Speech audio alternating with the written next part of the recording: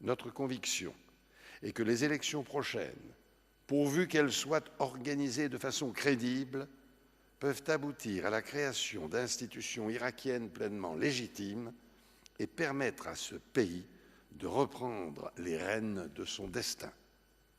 Rendre au peuple irakien, dans toutes ses composantes, sa dignité par la liberté retrouvée, lui redonner toute sa place dans la communauté internationale et lui permettre de contribuer par sa stabilité à l'équilibre de la région sont des objectifs qui rassemblent l'ensemble de la communauté internationale.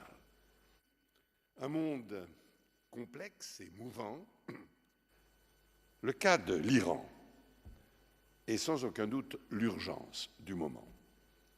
C'est ce qui nous a conduit avec le Royaume-Uni et l'Allemagne, en association avec l'Union européenne, en liaison avec la Russie et en pleine transparence avec les États-Unis, à proposer à Téhéran une approche fondée sur des engagements réciproques entre nos pays.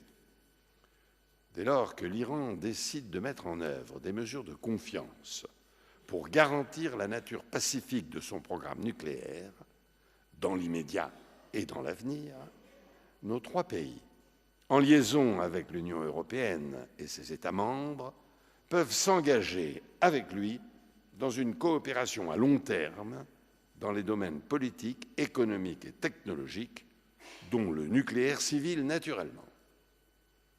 Par-delà chacune de nos nations, l'évolution même du monde. Nous croyons à l'universalité de l'aspiration à la liberté et à l'exercice de la citoyenneté. Nous devons soutenir partout les réformateurs dans le respect de l'identité des peuples. Mais nous devons éviter toute confusion entre démocratisation et occidentalisation. Car si notre mémoire est parfois courte, les peuples jadis soumis à la domination de l'Occident, eux, n'ont pas oublié et sont prompts à voir dans nos actions une résurgence de l'impérialisme et du colonialisme.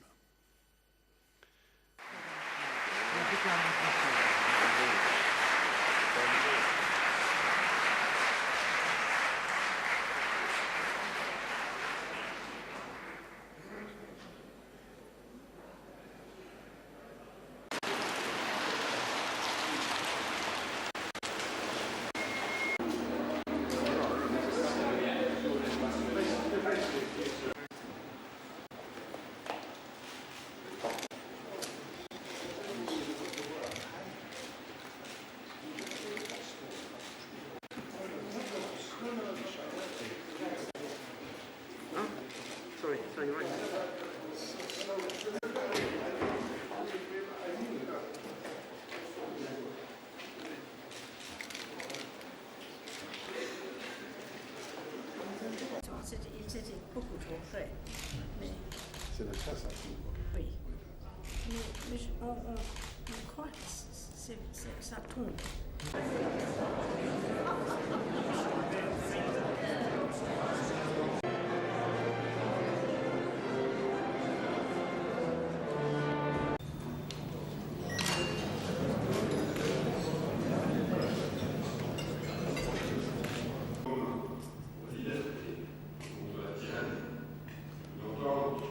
Consacré par le sang versé sur le sol du camp.